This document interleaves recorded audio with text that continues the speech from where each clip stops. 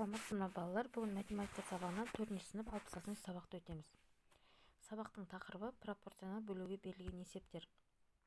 Бірінші тапсырма: сағатына бірдей мөлшерде жанармай жұмсай отырып, автокөлік 4 сағат ішінде 36 литр жанармай жұмсады. Дәл осындай мөлшерде жанармай жұмсайтын болса, 7 сағат жүрген кезде автокөлікке қанша литр жанармай қажет?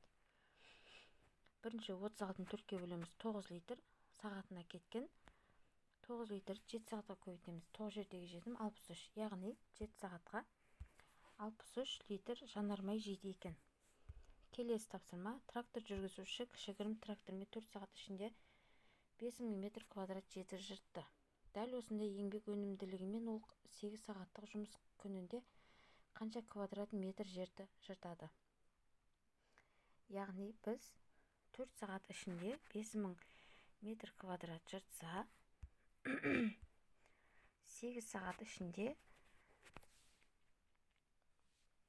10.000 метр квадрат жерді жыртып шығады екен.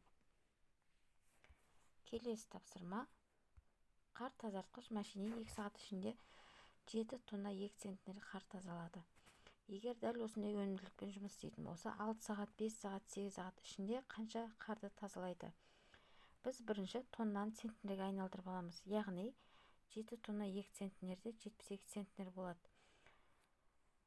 72-ні 2-ге бөліп аламыз 2 сағатқа. 2 сағатқа бөліп алдық. 36 центнер. 6 сағатта 216 центнер. 5 сағатта 180 центнер. Және 36 сағатта, 8 сағатта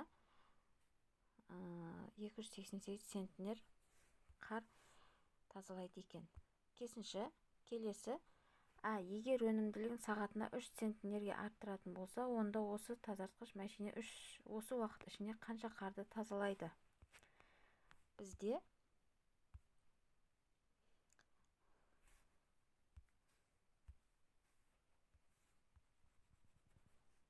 үш центнерге арттыратын болса, бізде тазалайды 7 тонна 8 центнер.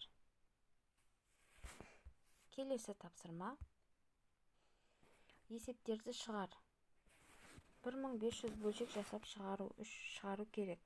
Бір станок бұл жұмысты 15 сағатта, ал екіншісі 10 сағатта орындайды. Екі станок бір уақытта бірдей жұмыс істесе, барлық бөлшекті қанша уақытта жасап шығарады? Бірінші станогымыз 6 сағатта.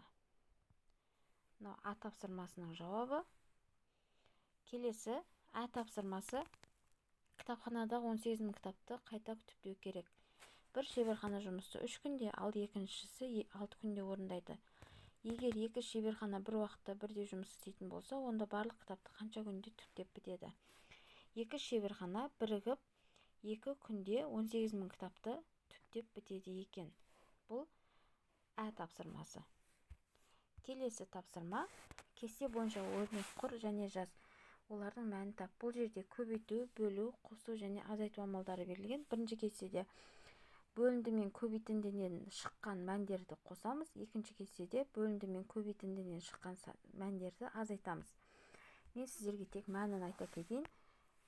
Бірінші есептің мәні 24593. 24593. Келесі есептің мәні 13297.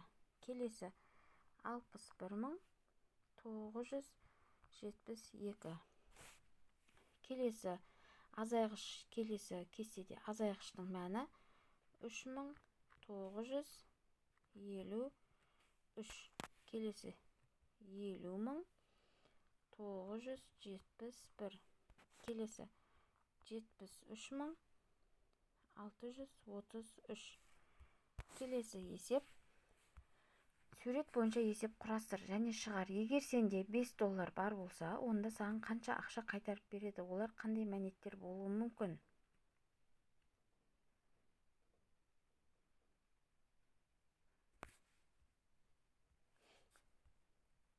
Бұл жерде мынау 3 қаламның бағасы белгілі, және мына 5 қаламымыздың бағасы белгісіз.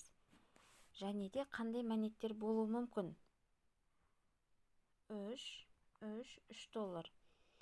Және де бұларды бөлген кезде 50 цент, 1 доллар және 2 доллар және 1 доллар. Бұлар мәнеттер.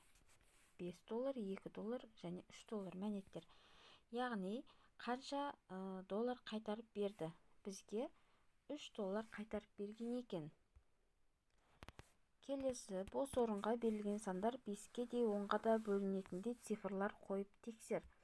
Яғни бұл жерде 5-ке де 10-ға бөлінетін кез келген сандардың соңғы санына 0-ді қойсақ, біз 5-ке де 10-ға да бөле алады екенбіз. Демек 76180 2.801.760 болады. 0 қоямыз. 9.810.350 0 қоямыз. Және осы сандарды 5-ке және 10-ға бөліп көреміз. Келесі. Таңқурайдан тосап қайнату үшін 5 кг жидекке 4 кг қант қосады. 10 кг жидектен әзірленетін тосапқа қанша кг қант қосады? Бұл жерде өте оңай пропорция берілген. 5 кг жидекке 4 кг қосылса, яғни 10 кг жидекке 8 кг қант қосылады екен. Келесі. Арман ауланы қардан тазартуға көмектесті. 20 минут ішінде ол 1 соттық аумақты тазалады. 10 минут ішінде ол қанша квадрат метр жер тазалады? Бірінші, біз 1 соттықтың ауданын тауып аламыз. 1 соттықта 100 метр квадрат шығады. Яғни 10 минутта қанша соттық жер тазалады? 20 минутта 100 метр квадратты тазаласа, яғни 100-ді бөлеміз 20-ға, 5 метр квадрат. Және 5 метр квадратты 10 минутқа көбейтеміз. Сол кезде біздің 10 минутта тазалаған жеріміздің ауданы шығады екен. Міне, 50 метр квадрат. Екінші тапсырма. Әлия 50 кг қарақұмықты теңдей бөліп 10 қалтаға салды. Егер әрбір қалтаға тағы да 5 кг-нан артық салатын болса, 150 кг қарақұмықты теңдей бөліп салу үшін қанша қалта қажет болады? Теңдей бөліп салу үшін бізге 15 қалта қажет болады екен. Дәптерге мұқият жазамыз. Назарларыңызға рахмет. Каналға тіркеліп қойыңыздар. Сау болыңыздар.